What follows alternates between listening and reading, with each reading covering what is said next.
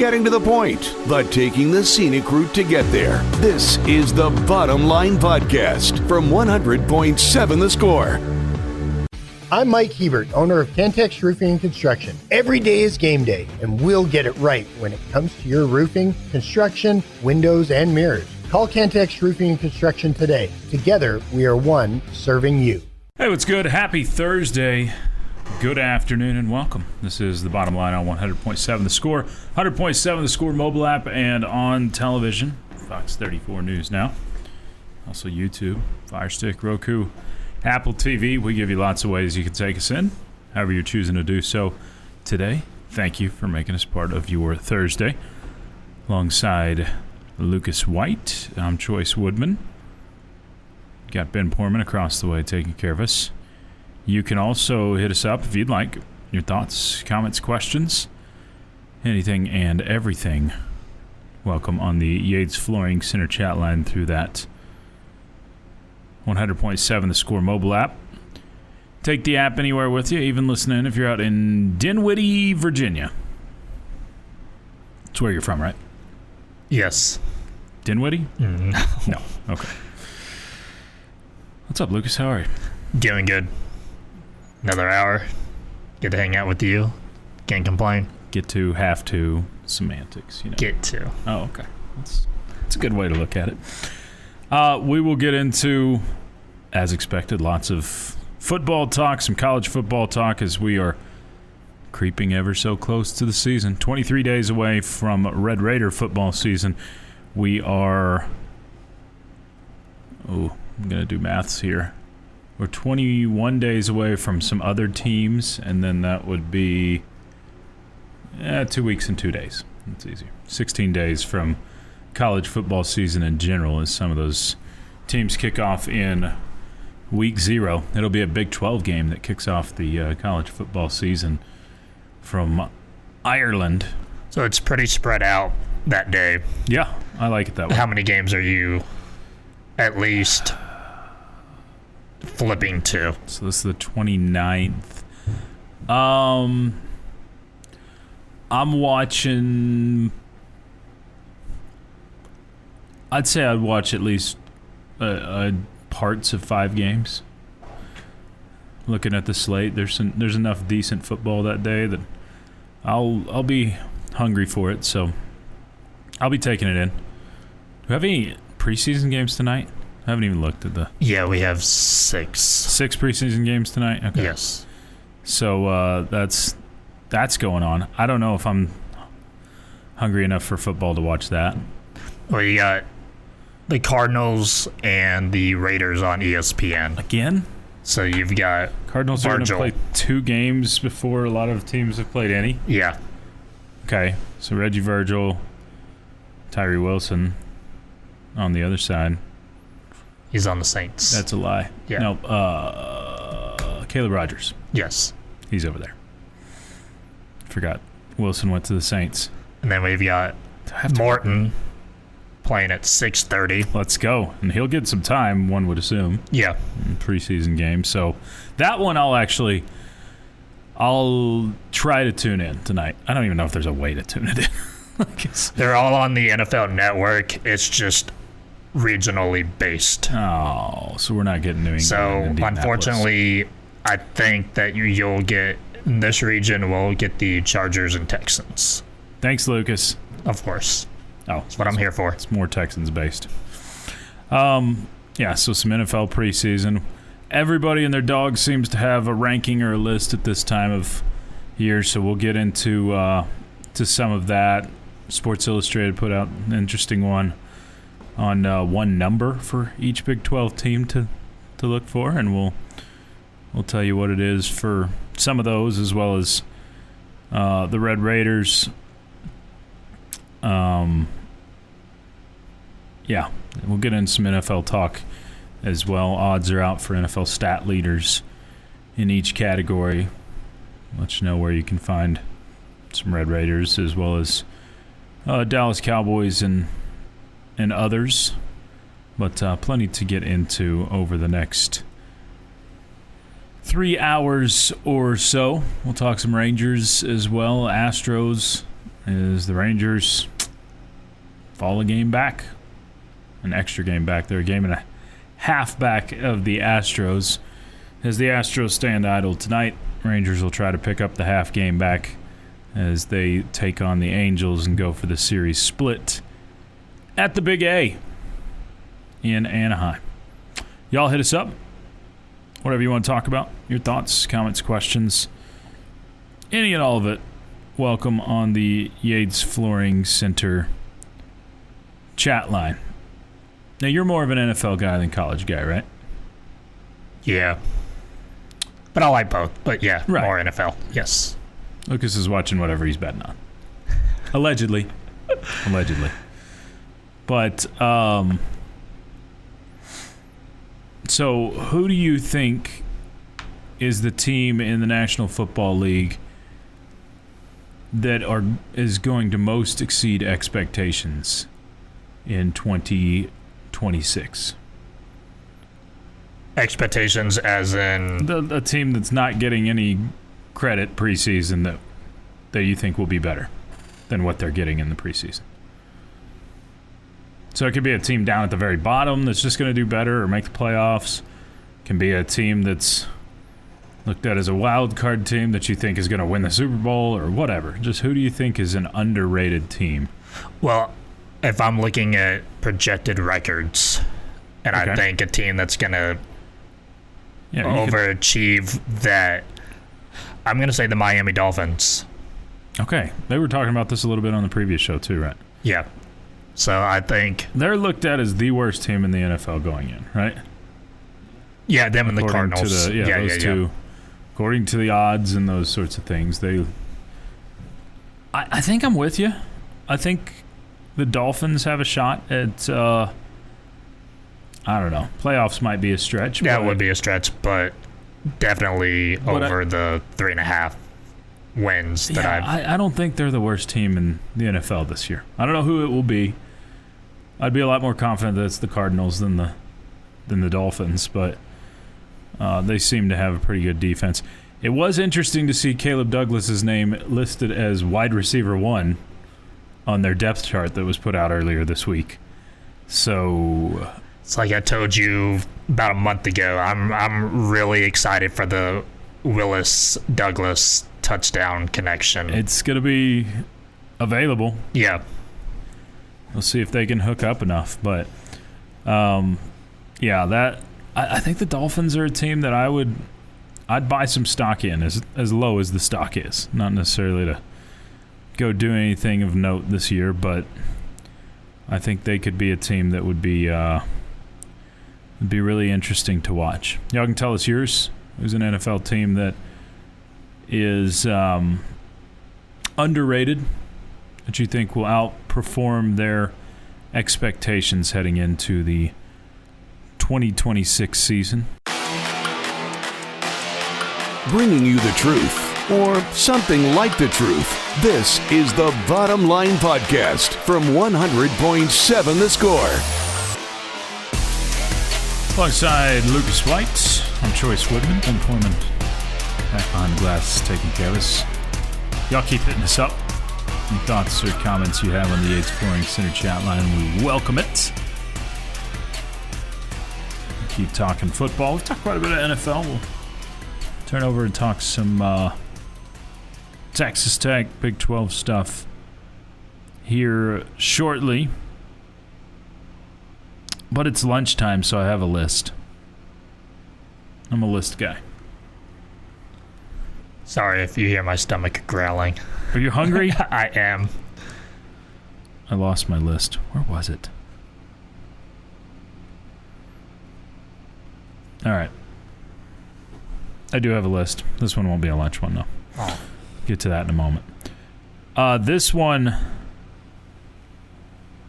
you've bounced around quite a bit. This is the best college towns in America. According to, and everybody has these subjective lists, this is according to Business Insider.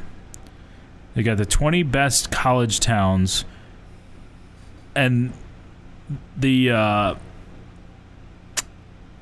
headline says the 20 best college towns where life revolves around their universities. If that doesn't say Lubbock, I don't know what does. So I don't know exactly what criteria they put into this, but here you go. At 20, Provo, Utah. Population of 114,527. They go Knoxville, Tennessee next, followed by College Station. A little surprised there. Been there. I mean, yeah. Only down at 18 on the list. It does feel like that place revolves around the Aggies quite a bit. Chapel Hill, North Carolina at 17. East Lansing, Michigan at 16, where Michigan State is. This is the oddball of the list so far at 15. San Luis Obispo, which is Cal Polytech State. Yeah, Cal Poly. I mean, sure. I don't know. It's a 50,000 person town with 20,000 students, so I guess so.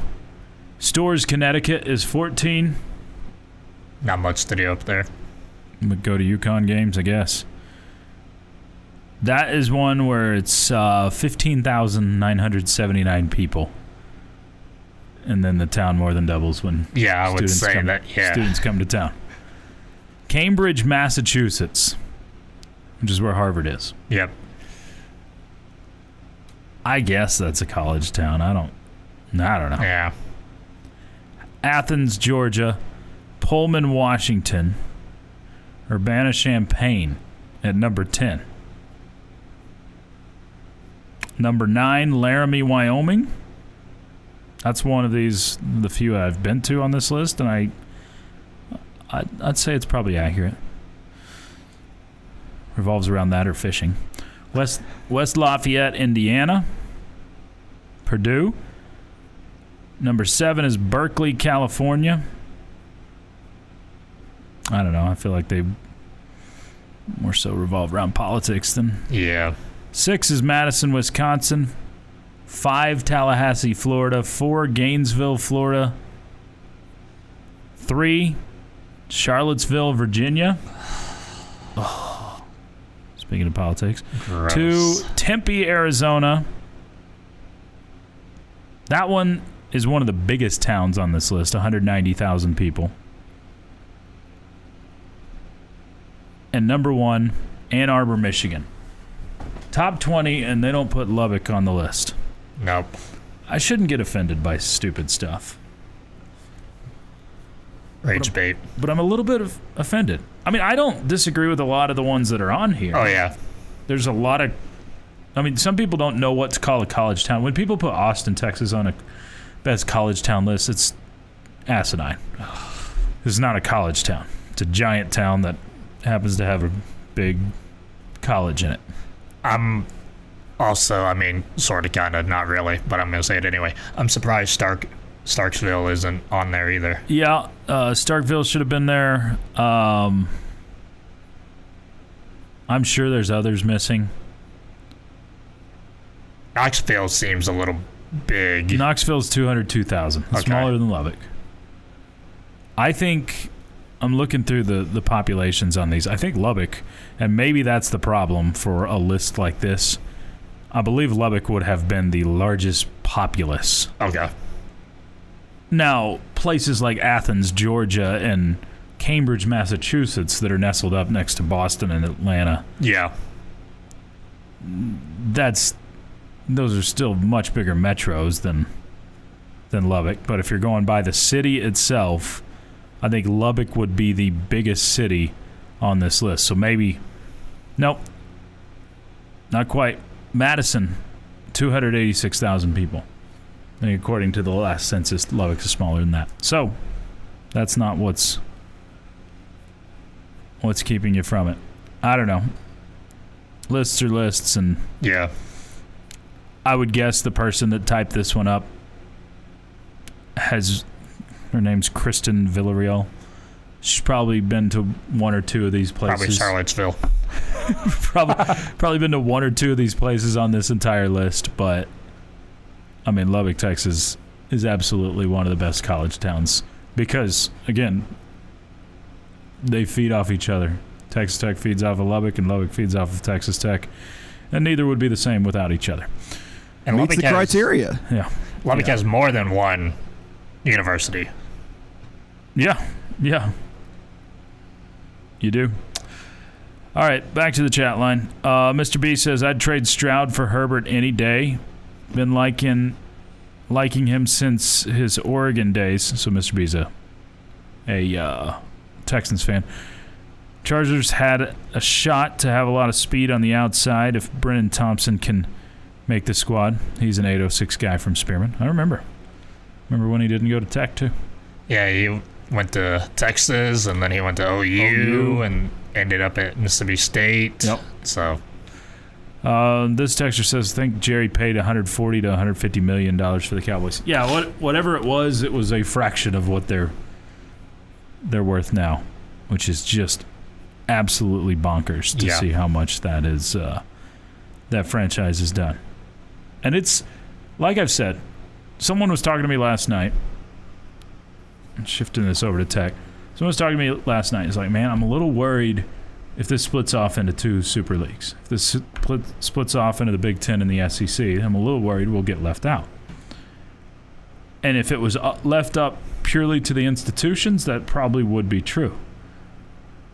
But just like the Dallas Cowboys on a much smaller scale, people will hate watch Texas Tech.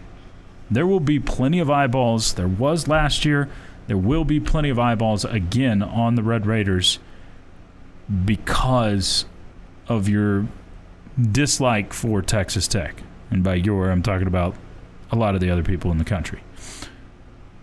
So that's why I'm not too concerned about it, because I think you will be included by TV networks, the ones that are making these decisions and driving college football. I don't think Fox and I don't think ESPN are going to let Texas Tech be one of the teams left out while Rutgers still gets through.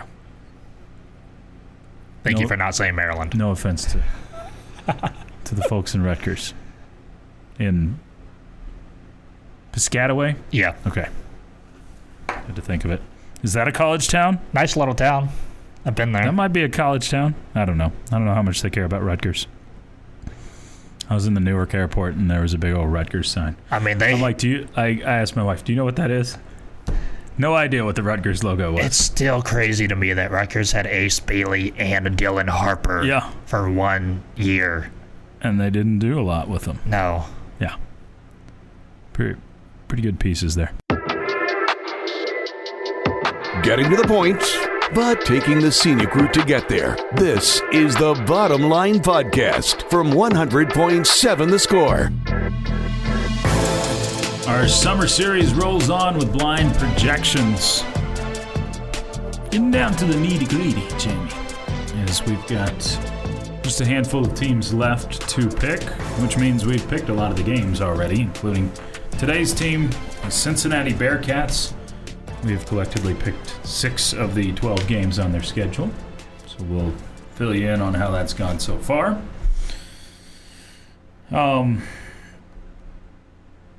I got to tell you, just looking at what we picked so far, we're not thinking too highly of the Bearcats collectively. So, yeah, I can't imagine so. A lot of people have this. I believe the Vegas win total is at 5.5 for this team. Okay. So I'd probably guess under. Around a 6-win team.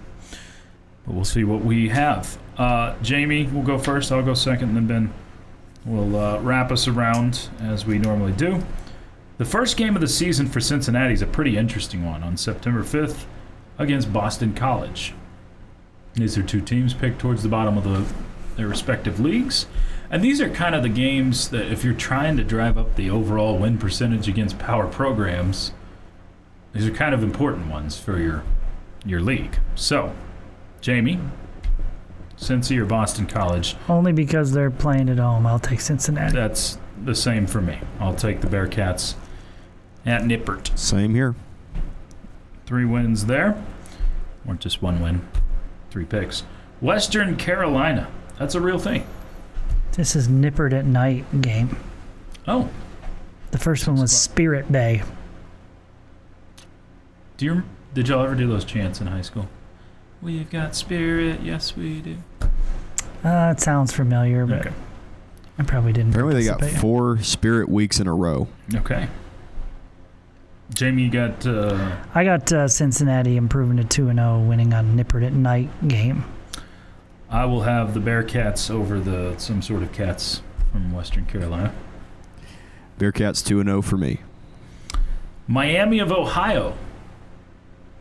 This is the 129th battle for the Victory Bell. They've played 129 times for this game. Is this an every year game? Between that? I honestly don't know. I guess so. It looks Unless they like had some double headers or weekend series, maybe. Yeah, we got a weekend series playing Friday, Saturday, and Sunday. That's funny. Who you got here? This one is this is a neutral site game, it looks like. TQL Stadium, which might be the Cincinnati Bengals Stadium. TQL. Nope, it's not. Where is TQL Stadium? It shows to be a neutral stadium. It's in Cincinnati. Well, it's not Nippert. This is weird that they would play here. It's the soccer stadium Football. for FC Cincinnati. Why would you play there when... I don't know. Promote that stadium, probably. I guess. And they're probably like, nobody's showing up to this game anyway. Might as well go to a soccer stadium and make it look more full. Maybe. Okay, who you got? I'll take Cincinnati. I'm taking Cincinnati, but not super confident in the pick. Yeah, I'm with you. Miami's been solid as a G6 team lately. To your point on that, I darn near went for the upset here, but I think Cincinnati's going to pull it off. So, 3-0 start for the Bearcats. Now we get into some games that we've picked. Versus Kansas State. Jamie, you chose K-State. I chose K-State. And our producer also chose K-State. So there's the first loss of the season. At Arizona is next. We have not picked this one yet. There's the second loss of the season. I will put it as a loss as well. The skid continues.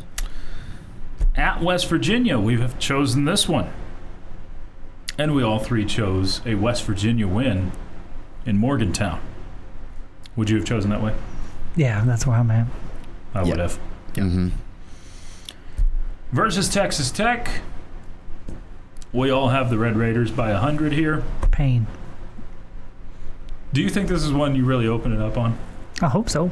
I think so too. I think you want to throw a touchdown pass with 8 seconds left on the clock.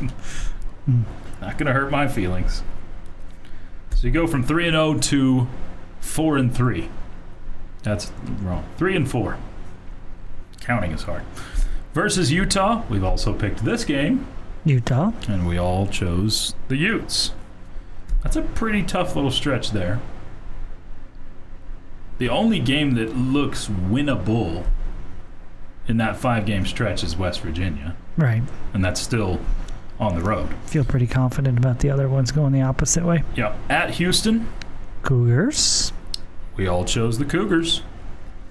So that is an 0-6 start to conference play for Cincinnati. Meaning, to make a bowl game, they have to win their final 3, if it does go that way. At Iowa State. Oh, we did choose this one. I forgot to write it If a down. tree falls in the forest, What's the rest of that saying? does anybody actually hear it? If Cincinnati and Iowa State play a football game in November, does anybody really care with these two teams this year? All right. In other years, you might. Not this year. Do you remember what you chose? I'm going to guess I took Iowa State. You did take Iowa State. Yeah. At home. I think that was the That's one. That's why. We both, that was the one win that we had on the Iowa State schedule. They only have one. Wow. Not not so great. And Lucas also chose Iowa State. Yikes, Cincy. You took Cincinnati? No, I took Iowa State. Okay. Yeah. Then versus Colorado. We already chose this one yesterday. You chose, see if your memory goes back to yesterday very well. The Buffs. You did choose the Buffs. I chose the Buffs. Lucas chose Cincinnati. opposite, though. Yeah, because he hates Colorado. He's got some sort of beef with Colorado and Caden Salter. So there's the first win we've got for, well, it's still a loss collectively, but first win out of any of us. And then at BYU. BYU. Yeah, I don't see much scenario where Cincinnati's able to get to a bowl game. So they start 3-0. Oh, I was going to let you. Ben, did you want to pick BYU? Misery, misery, misery. So they start 3-0, and we have them losing 9 straight. That's what we've got.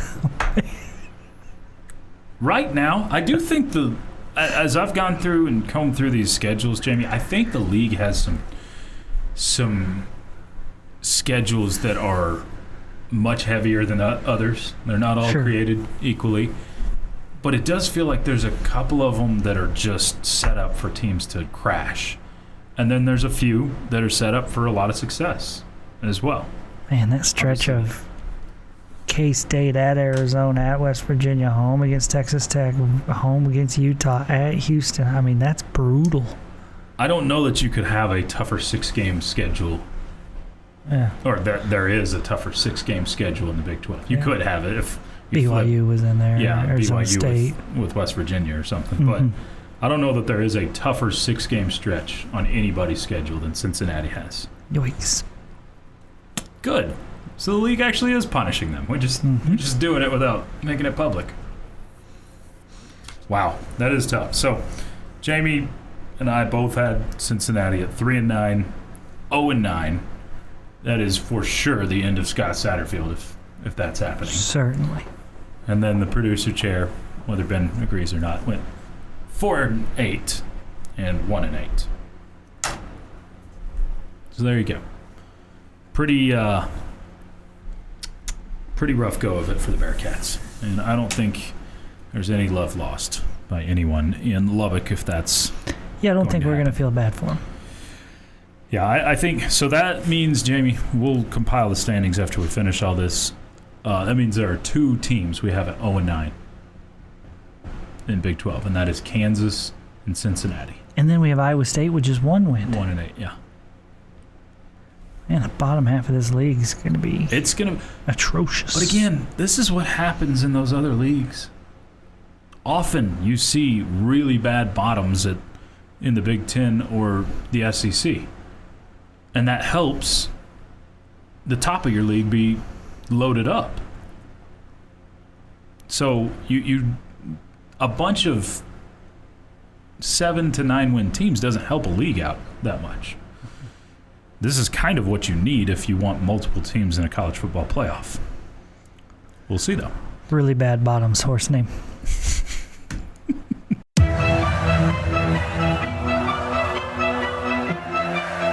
Bringing you the truth, or something like the truth. This is the Bottom Line Podcast from 100.7 The Score. Happy to be part of your Thursday. This is the Bottom Line on 100.7 The Score and the 100.7 The Score mobile app. Y'all keep your thoughts coming in on the Yates Flooring Center chat line through that mobile app. I have a correction, Jamie. Oh, yeah? So because I don't know how to follow a line across a page, I was incorrect on one of our picks. You two actually did pick Cincinnati to beat Iowa State. So flipping that around, it is the Bearcats go 4-8 and 1-8. So you mean to say Bono picked Iowa State there? You said U2. Nice. Who's U2? Dad joke. About 15 minutes away. Well done. But one, so Not 2 0-9 teams. We have 2 1-8 teams. Because Iowa State did it. We had them winning another game separate. So, correction, still not good. Still bad. Still bad. Still bad football team. Let's get to our question of the day. Time now for Jamie's question of the day on 100.7 The Score. Brought to you by someone not named Jamie and presented by Connecticut of West Texas. Life's hard, your water shouldn't be. All right, we got a tech football question on tap today. Jamie, Ben, our fine listening audience, I'm asking you the question. Who has the better season? Micah Hudson or Quentin Joyner? Who will have the better season when all of it's settled at the end of the year? I think I'm fairly confident it's Okay. Micah Hudson. I thought you'd probably go that way. Do remember, it's not trying to sway you at all, Quentin Joyner was kind of pinned in as running back number 1 last fall before the injury. They were pretty confident that he was going to be your top running back. And he hasn't played in a year, and your coach said recently he's not completely... Yeah, he's behind Will Hammond and all that. He's easing back into it. Yeah. Yep. Okay. Ben? I mean, same here. Like, Micah Hudson's got an exponential year 2 breakout with Will Hammond as his guy that's throwing to him. And there's probably been talks all around about how that's going to be like a great connection that we've seen since Harrell and Crabtree. And I'm real high on that too myself. And like y'all mentioned with Joyner, he's still easing into things, and they did contact drills today, and they're making that a slow but sure process for him. So yeah, my answer is Micah Hudson. So here are the career numbers for the two backs or the two players in college. Mm-hmm. Quentin Joyner has totaled up just over 80 carries for a little over 600 yards in college. 4 total touchdowns, as well as 1 receiving touchdown and 89 receiving yards. That's where Quentin Joyner is. Micah Hudson up to this point, and both of them have played in 2 seasons. Joyner is a year older, but did not play last year, obviously. Hudson has caught 8 balls in each of the 2 seasons, 16 total catches, 235 yards, 2 total touchdowns, and they came in the same game last year against West Virginia. Joyner is more proven at the college level than Hudson. But I agree with both of you, even though we've seen more from Joyner, not at Texas Tech, but at the college level. I think there is something to what Ben's saying in the connection. Hudson and Hammond came in the same class. There's been a lot of passes thrown between those two. I think the biggest thing is that there's a clear guy in front of Quentin Joyner. Yep, and that matters too. Who's a proven back that, you mentioned Joyner maybe was penciled in as the number 1. Well, clearly Cam Dickey is penciled in as the number 1 now. This year, yep. So, A, you're easing him in. B, he's not the number 1 guy. So, I think that to me is the biggest factor.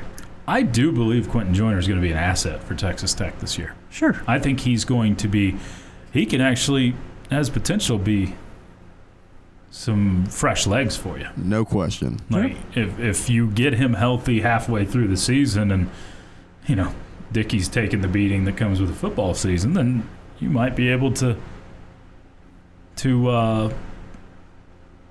really use an actual 1-2 approach on that. Mm-hmm. And I and love Jacoby the thought Williams of that. too. And Jacoby Williams. I'm not intentionally leaving him out. I really do think he's going to be a do-it-all kind of player where he'll line up in the slot to begin and then come across, and you see him in the backfield, 2-back sets. You'll see him obviously on special teams all over the place. But, yeah, I think that it's going to be pretty interesting to see how all three of those backs. And that's one thing we asked Coach Leftwich at the Texas Tech Media Day the other day was how you handle that good problem to have of having so many mouths to feed, because it doesn't just come with the backs. Yep. You've got quite a few receivers that have been used to getting some catches. And I feel like all three of them are very versatile. Yeah, none of them are the same as the other one. Yeah, but I think the thing that is the same about them is you can't pigeonhole any of them into, hey, this is the short yardage guy, this is the receiver out of the backfield, and this is the home run hitter. All three of them can do all of those things. Yeah, we've seen all of them be able to break the big playoff. Well, definitely two of them here, and Joyner and his previous stop. And Joyner led the Big Ten in yards per carry, I believe, his one season at USC. Yes, he was at 7.6 yards per carry. Yeah, so he clearly is a guy that can hit the home run for you. So, but back to Hudson. Us with Hudson, this is all projection based. It is all, hey, we've seen the moments, but it's all about consistency in this third year for Micah Hudson. He is, in my mind, penciled in as a starter right now. Micah Hudson is. And I think there is something to a connection with the receiver. And Will Hammond's talked about him, and when you come in a class and you've spent extra time with a guy, I think there's something to that. Maybe so. We'll find out. What's a good season for Micah Hudson? We always want to jump to that 1,000-yard mark, but is 850 acceptable this year? Is it 700? I think it changes depending on the situation that you're in, and I think you're going to have a balanced offense. So I don't think he's going to be your lead guy, 1,300 yards guy, but he could have a really good season and be at 800. Remember last year, and you had a two-headed monster at running back. Last year, you ran the ball, more running plays than you had passing plays. And we're not used to that. Even when we've talked balance in the past, it's usually been 60-40 pass. Last year, you ran, I think it was 58% of the time. I think it's going to be even more than that this year. Think so? I think so. I think you're, especially with Will Hammond easing back in or learning this role as a starter, I think you'll lean on the running game, especially early in the season. And if you're going to go beyond what you did last year, Will Hammond is going to have to be a part of that. Not just a part of it. He's going to have to be a reason for that. Mm-hmm. I think last year you were able to get to the point you were really leaning heavily on defense. But I think Will Hammond and his arm is going to have to make some winning plays if you want to go beyond just getting to the college football playoff. Right. So Crabtree in 2008 had 1,165 receiving yards on the season and 89.6 yards per game. I truly believe Micah Hudson can reach that caliber. I think my ceiling for him is around the 1,000-yard mark, but 850 will not be a disappointment considering the distributing the ball around, as it did during the air raid days. We shall see. Bringing you the truth, or something like the truth. This is the Bottom Line Podcast from 100.7 The Score.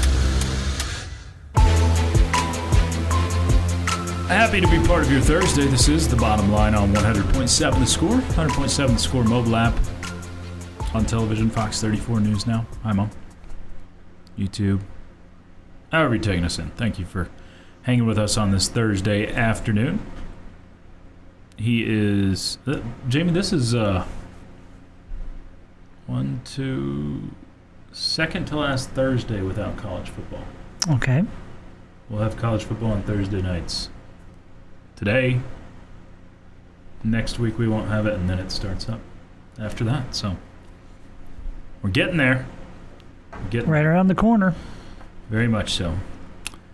That's Jamie. I'm Chois. Been across the way for another hour or so. Y'all keep your comments coming in on the Yates Flooring Center chat line through that 100.7 The Score app, which you can carry anywhere with you, even listening out in Arkadelphia, Arkansas. Jamie? Yes, Choice. Well, first this text before I get back to the list. Tech soccer team better win versus Hawaii. Pack up and head out. Tropical storm Luna looks like it's going to hit Hawaii sometime tomorrow. I think they're playing again there Sunday. Yeah, they've got the Seattle game, the game against Seattle University on Sunday. So I don't think they're packing up and heading out. Hopefully they're able to play that one. Unless they think it's going to be bad and they tell the teams to get up on out of here. Yeah, but I was going to say they're playing tonight. It's like this afternoon in Hawaii time, but I don't know. Maybe they do that. I have no idea. Hopefully they can stay safe, though. Yes. That's what we're and get a win. Yeah, we want the win, too. Two actually. Dose.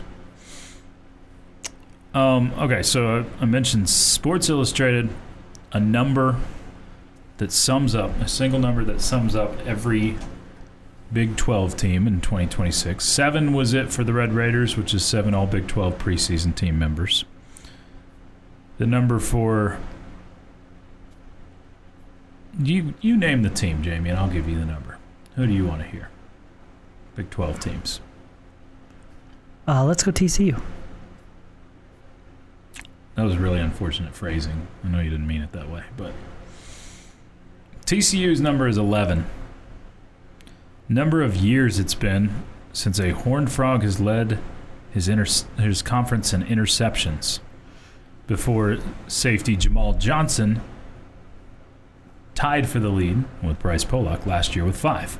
Okay. When TCU has historically won, they've tended to do so with defense.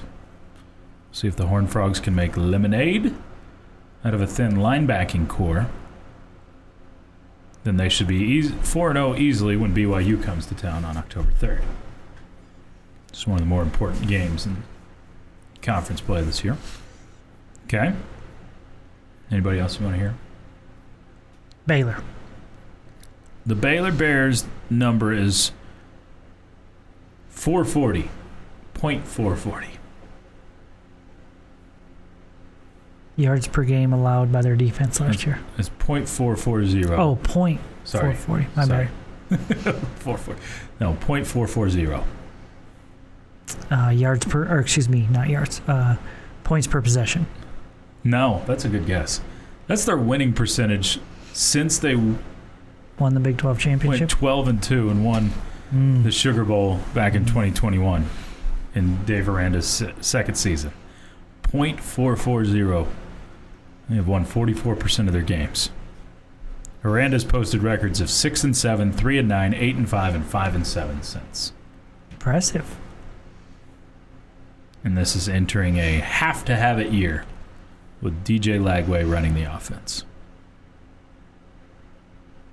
Pretty interesting to see what the Baylor Bears do this year.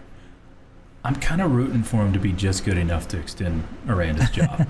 Like, that's where I'm, like, not good enough to compete for a title or anything, but, you know, what saves his job? 8-4 is probably pretty solid. Probably if they were there. I feel like he's back. But anything less than that, I think, is up in question. He's probably around for 7-5, but... Yeah, I would think 7-5 keeps him. But I don't know. Then you get into the territory of we're going to give this guy another contract when it's we're gonna make this a lot harder on ourselves. Or the best we've done in a few years is mediocre. Yeah. So that's kind of what I'm rooting for. I want Baylor to be just good enough this year where he gets extended, and then there's a lot of more mediocre in the future, because I don't think there's a lot beyond that for Dave Aranda. But I don't know. We're in an era of college football where you can change a lot in one season and one off season. Mm-hmm. Sure you can. Where you get a donor that's mad enough or motivated enough and a coach that's on the same wavelengths, then it can happen. All right. Give me one or two more that you want to. Arizona State. Arizona State. The number for Arizona State is 18, which is the yards per catch that Sun Devils' new wide receiver Omarion Miller averaged in 25 at Colorado. 18 yards per catch. That was the most in the Big 12. Okay. He's going to be a pretty important piece for the Arizona State offense, especially after the exits of Sam Leavitt and Jordan Tyson last season. All right, how about Houston? The Houston Cougars, their number to watch out for is 3. Number of 10-win seasons that Houston's coach Willie Fritz has racked up in the past 4 years. Yeah. 12-win, 11-win campaigns at Tulane, and then 10-3 for Houston last season. Yeah, I wouldn't be shocked at all to see it be 10 more wins this year. It looks like they're going to have 9 or 10. I mean, it'd be kind of surprising if they were anything below that. Especially if they get to play in a bowl game. With the schedule, yeah. So, which you would think they will. I think Fritz has earned a spot in the top 5. I saw another coaches rankings list by CBS Sports yesterday. He's earned a spot in the top 5 coaches in the Big 12 up to this point. And you do factor in some of what happened at Tulane. Mm-hmm. But he's not. Is he in the top 3 to you? I have him at number 4. That's where he'd be for me. I'm not going to argue with anybody that has him at number 3. To me, the top 3 is some combination of Kalani Sitake, Kenny Dillingham, and Joey McGuire. Correct. I feel like that's your top 3. I don't think Fritz is too far out of that group, though. That's definitely my 4. I don't know who my 5th is. But to me, I guess Houston, and again, we've heard Fritz openly complain about money, about not having resources. He's done well with less. But to me, to get into that top 3, he needs to have at least played for a Big 12 championship game. That's where he'll need to. Fair enough. If you put him in the situations of the other guys, would he have probably been able to get into a Big 12 championship? Probably so. That's where I tend to think yes. Yeah. Yeah, I'm not having a huge issue if he's putting someone's top 3, but to me, it's those 3 guys that have earned it to this point in their Big 12 careers. I feel more confident saying it's those 4. I don't know. I think it's the gap to me is between 4 and 5. Probably so. Yep. Yeah, I don't know who is 5th on that list. It's definitely up for debate.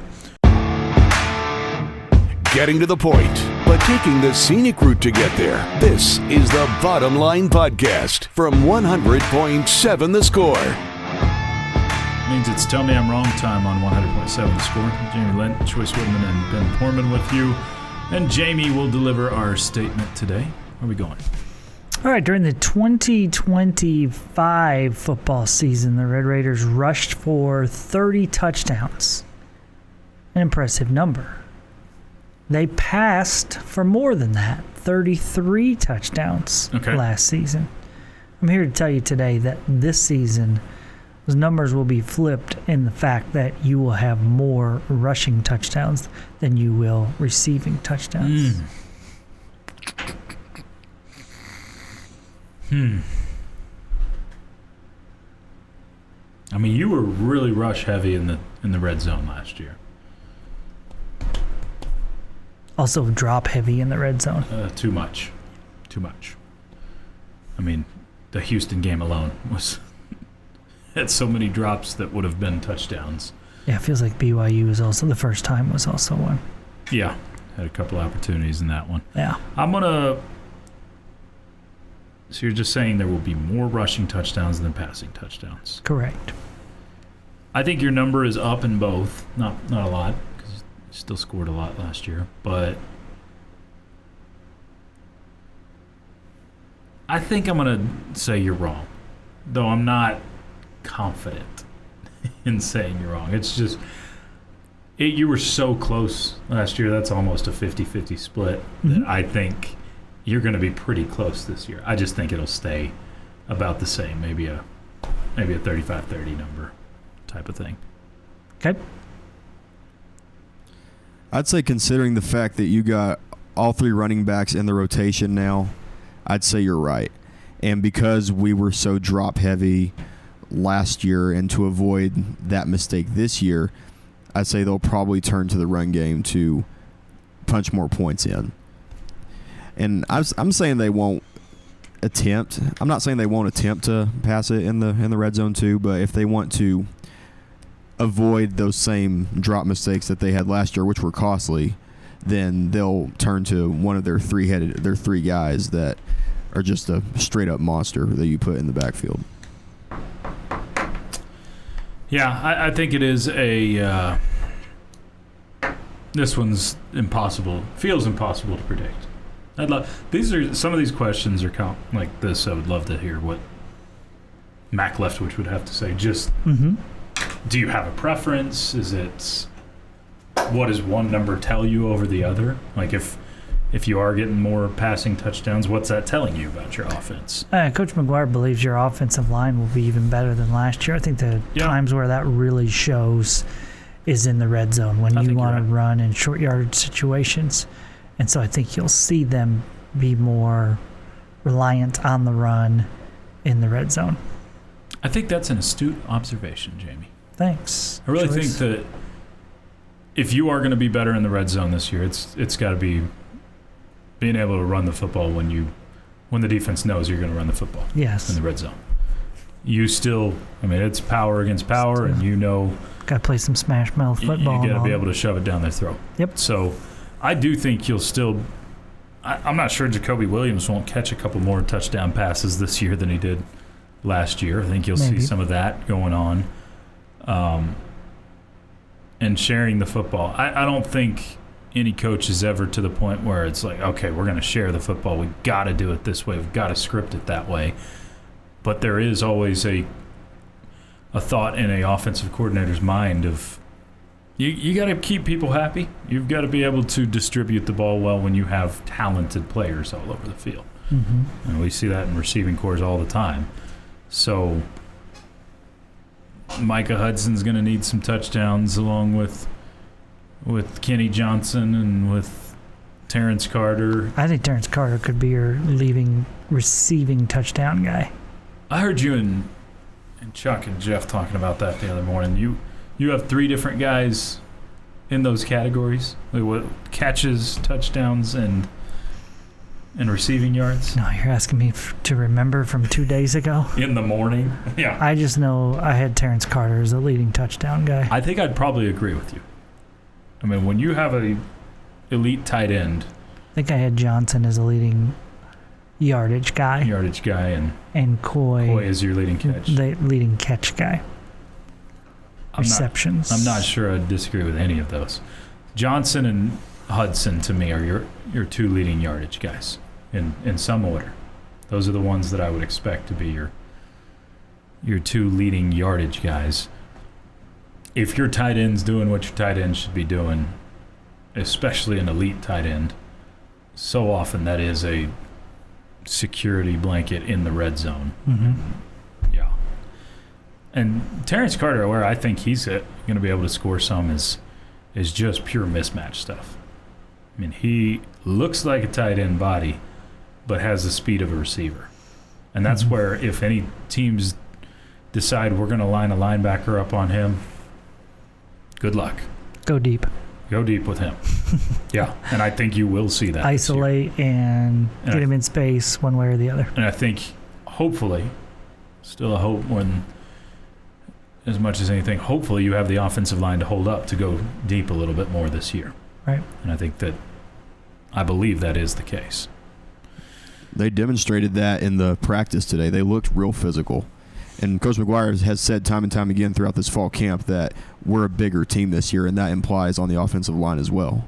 Yeah, I think you've got a lot of guys that have been proven at other stops, and then you've got guys that are just older, a year older, in Ponton and Sampson, in your 2 tackle spots. So, backtracking to that talk about you have your yards guy, your touchdowns guy, and your catches guy. Do you have anybody that could be in that? Either of you, do you have any yards after the catch guy that could specialize in that role?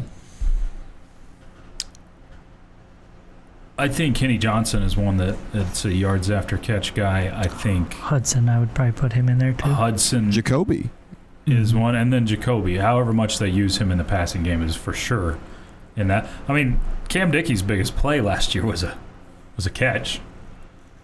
What was it? I'm trying to think of which one of them. His second biggest play was the run to open the game against Kansas, and then I'm trying to remember which. Didn't Cam have a long one early in the Utah game? I think that was Jacoby that had that Jacoby? The catch and run, and then it got down into the red zone. Yeah. Off of that. I feel like there was one at Oklahoma State too. That might have been it for the catch and run.